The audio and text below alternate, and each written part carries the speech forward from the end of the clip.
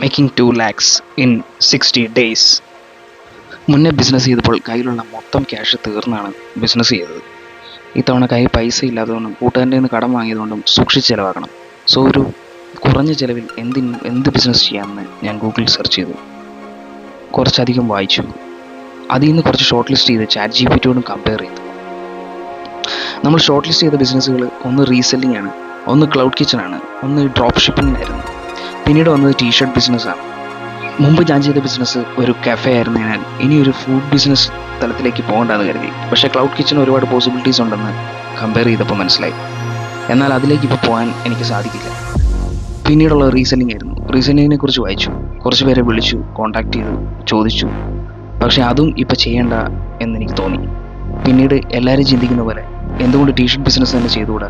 എന്നെപ്പോലെ അണ്ടർഡോഗ്സ് ആയിട്ടുള്ളവർ ഒരു മോട്ടിവേഷൻ ആയിക്കൊണ്ട് ഒരു ടീഷർട്ട്സ് ആ കാറ്റഗറിയിൽ ഒരു ടീഷർട്ട്സ് എന്തുകൊണ്ട് ചെയ്തുകൂടാ എന്ന് ഞാൻ ചിന്തിച്ചു. അങ്ങനെ ഞാൻ ടീഷർട്ട് ബിസിനസ് തന്നെ സ്റ്റാർട്ട് ചെയ്യാൻ തീരുമാനിച്ചു.